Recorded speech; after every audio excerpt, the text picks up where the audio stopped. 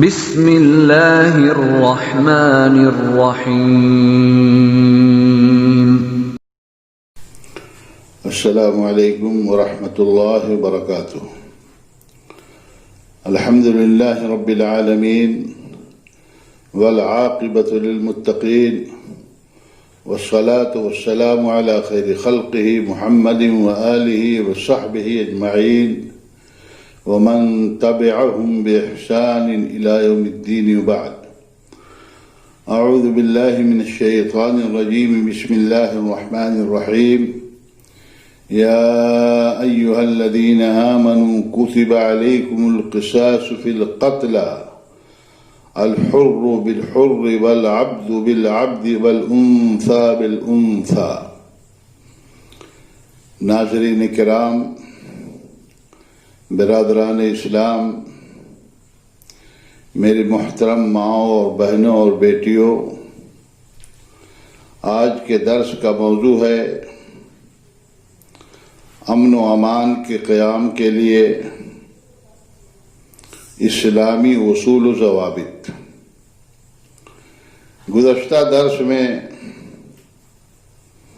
یہ بات ذکر کی گئی تھی کہ ہمارا مذہب اسلام پوری دنیا کے اندر امن و امان کا حامی ہے۔ وہ چاہتا ہے کہ اللہ کی زمین پر امن و امان قائم رہے اور اللہ کی یہ دھرتی فتنہ و فساد سے محفوظ رہے۔ اس تعلق سے قرآن کریم کی چند آیتیں اور اللہ کے نبی جناب محمد رسول اللہ صلی اللہ علیہ وسلم کی کچھ حدیثیں آپ کی گوش گزار کی گئی تھیں اور بتایا گیا تھا کہ ہمارے مذہب اسلام نے امن و امان کو ایک نعمت قرار دیا ہے اور اس نعمت کی قدر ہر مسلمان کو کرنے کی تلقین کی گئی ہے۔ آج کے درس میں میں اس بات کی وضاحت کرنے کی کوشش کروں گا کہ ہمارے مذہب اسلام نے امن و امان کے قیام کے لیے جان و مال اور عزت و آبرو کے تحفظ کے لیے جو اصول بتائے ہیں یا جو اصول بنائے ہیں، وہ اصول اسلامی فطرت سے کس قدر ہم آہنگ ہیں، اور اگر ان اصولوں کو دنیا کے اندر نافذ کر دیا جائے، دنیا انہیں تسلیم کر لے، تو دنیا امن و امان کا گہوارہ بن جائے گا اور دنیا سے فتنہ و فساد کا خاتمہ ہو جائے گا۔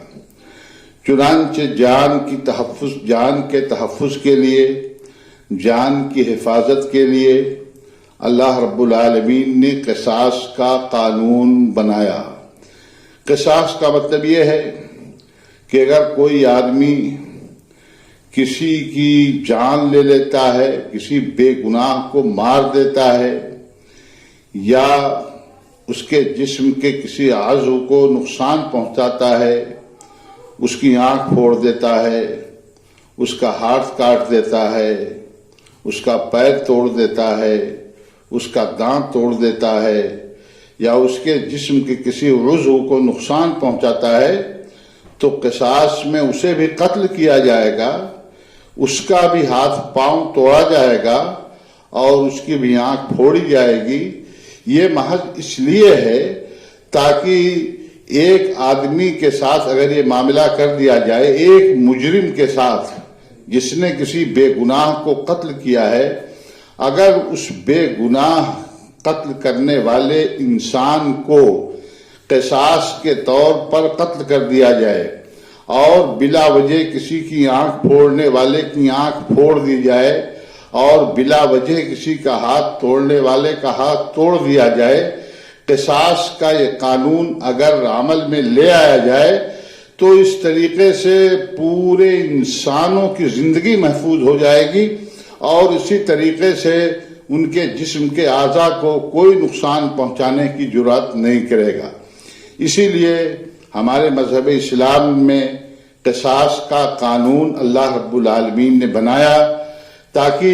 دنیا کے اندر امن و امان باقی رہے اور کوئی کسی بے گناہ کو قتل کرنے کی جرأت اور ہمت نہ کر سکے۔ اللہ رب العالمین نے فرمایا کہ یا ایھا الذین آمنوا کتب علیکم القصاص فی القتل، اے وہ لوگوں جو ایمان لائے ہو،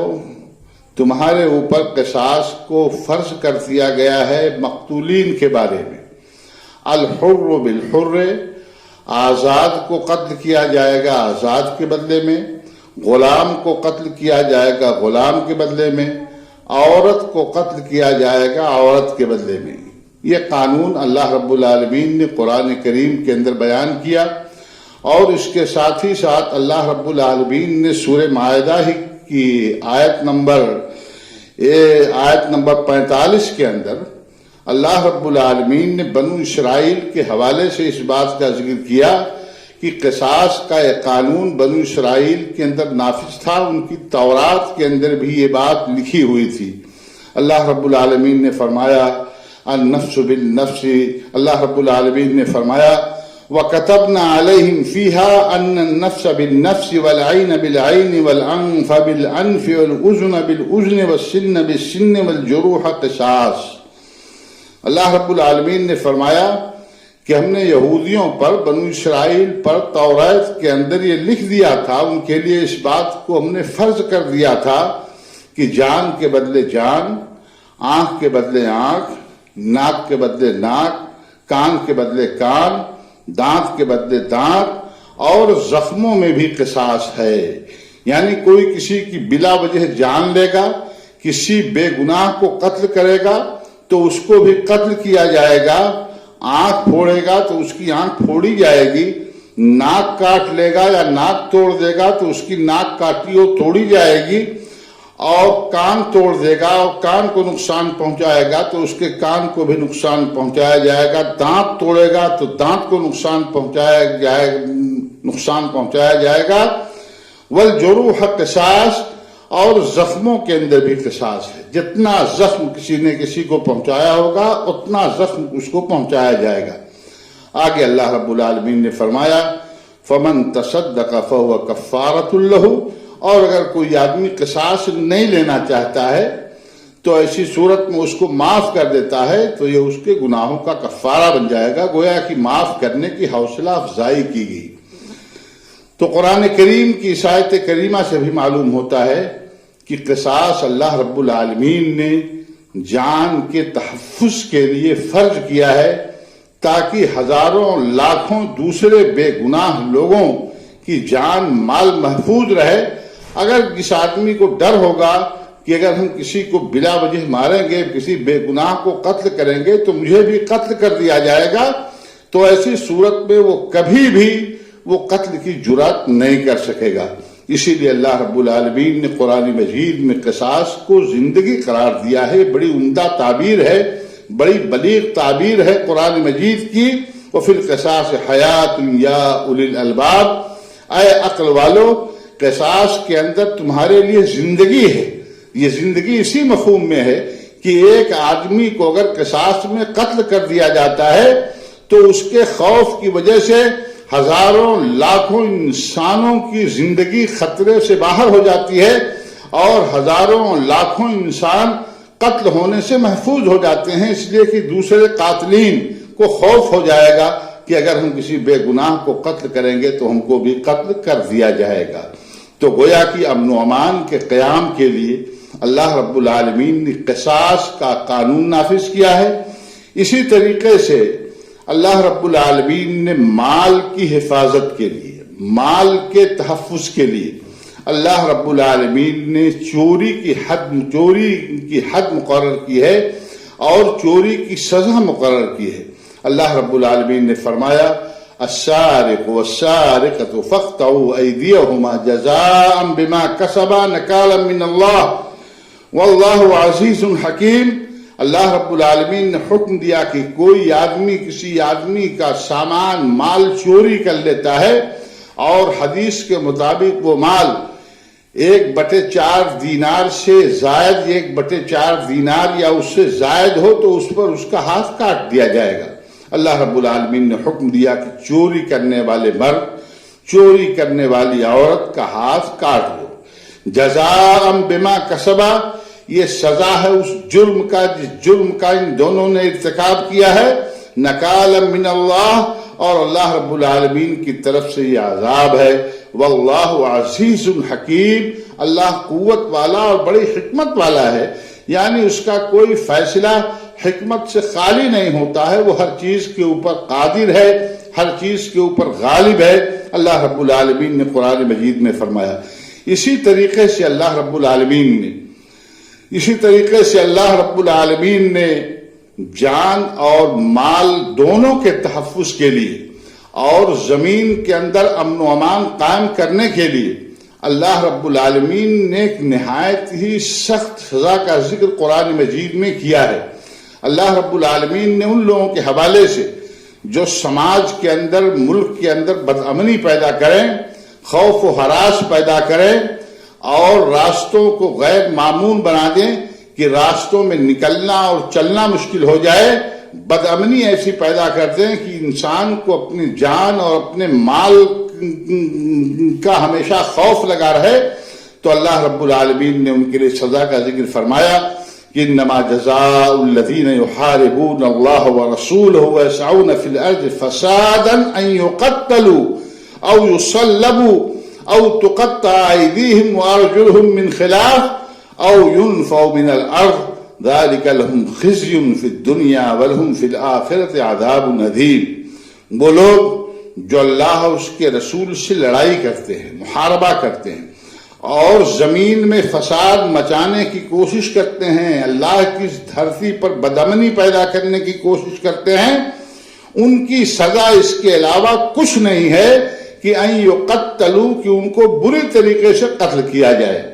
او یصلبوا، یا ان کو سولی دی جائے، ان کو پھانسی دے دی جائے، او تقطع ایدیہم وارجلہم من خلاف، یا ان کے ہاتھوں اور پیروں کو الٹا کاٹ دیا جائے. الٹا کاٹنے کا مطلب داہنا ہاتھ کاٹا جائے تو بایاں پیر کاٹا جائے. او ينفوا من الارض، یا ان کو زمین سے جلا وطن کر دیا جائے، ملک بدر کر دیا جائے. یہ اللہ رب العالمین نے 4 سزاؤں کا ذکر کیا ہے کہ قتل کیا جائے، یا سولی دی جائے، یا ان کے ہاتھوں اور پیروں کو الٹا کاٹا جائے، یا ان کو جلا وطن کر دیا جائے. اس میں تفصیل ہے، علماء نے اس کے اندر لکھا ہے یہ سزائیں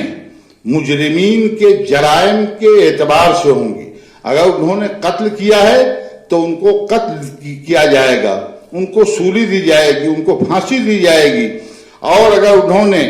مال لوٹا ہے تو ان کے ہاتھوں اور پیروں کو الٹا کاٹا جائے گا. یا اور اسی طریقے سے اور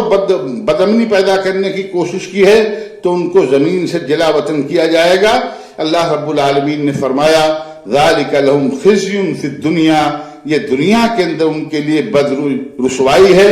یہ دنیا کی رسوائی ان کے لیے ہے. ولہم فی الآخرۃ عذاب عظیم، اور آخرت کے اندر ان کے لیے بہت بڑی سزا ہے.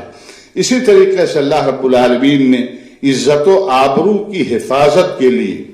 یعنی انسان کی عزت و آبرو، اس کی عصمت محفوظ رہے، اس کی بہن کی، اس کی بیٹی کی عفت اور عصمت محفوظ رہے، اس کی عزت کے اوپر کوئی ڈاکہ نہ ڈالنے پائے، اللہ رب العالمین نے سخت سزا مقرر کی ہے کہ ایسے آدمی کو جو کسی کی عزت و آبرو کے درپے ہو جائے اور کسی کی عزت و آبرو سے کھلواڑ کر جائے، کسی کی عفت اور عصمت کو تار تار کر دے، تو اس کو اس دنیا میں جینے کا حق نہیں ہے. اگر وہ شادی شدہ ہے تو اللہ رب العالمین کا قانون یہ ہے کہ ایسے آدمی کو پتھر مار مار کر کے ختم کر دیا جائے، اس کو رجم کر دیا جائے، اس کو دنیا میں جینے کا حق نہیں ہے. اور اگر وہ غیر شادی شدہ ہے تو اس کے لیے اللہ کے نبی صلی اللہ علیہ وسلم نے فرمایا، قرآن کے اندر بھی اس بات کی صراحت ہے کہ الزانیۃ والزانی فاجلدوا کل واحد منہما 100 جلدہ، کہ زنا کرنے والا، بدکاری کرنے والا، چاہے وہ مرد ہو چاہے وہ عورت ہو، ان دونوں کو 100 کوڑے مارے جائیں. ولا تأخذ بہما رأفۃ فی دین اللہ، اور اللہ کی یہ سزا ان کے اوپر نافذ کرتے ہوئے کسی قسم کی نرمی اور کسی قسم کی مروت نہیں ہونی چاہیے. اللہ کے دین میں کوئی نرمی نہیں ہونی چاہیے. اگر تم اللہ اور قیامت کے دن پر ان کنتم تؤمنون باللہ والیوم الآخر، اگر تم اللہ پر اور قیامت کے دن پر ایمان رکھتے ہو، وَلْيَشْهَدْ عَذَابَهُمَا طَائِفَةٌ مِّنَ الْمُؤْمِنِينَ، اور ان دونوں کی سزا کے وقت مسلمانوں کی ایک جماعت کا موجود رہنا ضروری ہے۔ تو میرے بھائیوں، اگر ہم اپنے آپ کو، اپنے سماج کو مامون و محفوظ رکھنا چاہتے ہیں اور اپنی بہن بیٹیوں کی عزت و عصمت کو محفوظ رکھنا چاہتے ہیں، تو اسلام کے اس نظام کو، اسلام کے اس قانون کو اگر نافذ کر لیں، اور دبی زبان سے لوگ اب اعتراف کرنے لگے ہیں، جب ریپ کا گراف تیزی کے ساتھ بڑھ رہا ہے اور آئے دن بد کرداریاں سامنے آ رہی ہیں، بہن بیٹیوں کی عزت و آبرو تار تار کی جا رہی ہے، ان کا اغوا کیا جا رہا ہے، ان کا جنسی استحصال کیا جا رہا ہے، تو اب ہمارے مخالفین بھی اس بات کے قائل ہو گئے ہیں، بلکہ قائل ہی نہیں ہو گئے ہیں، ان کا دعویٰ ہے، وہ کہتے ہیں کہ ایسے لوگوں کو اس دنیا میں جینے کا حق نہیں ہے۔ تو اس لیے ہمارے مذہب اسلام نے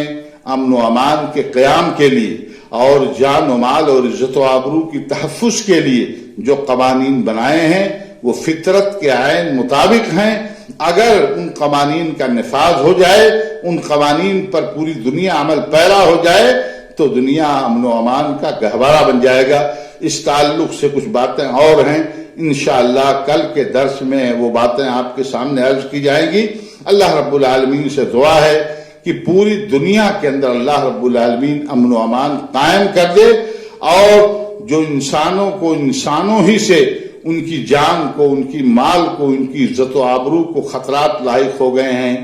یہ خطرات اللہ رب العالمین ختم کر دے اور دنیا کے اندر امن و امان قائم کر دے۔ آمین۔ وآخر دعوانا الحمدللہ رب العالمین، والسلام علیکم ورحمۃ اللہ وبرکاتہ۔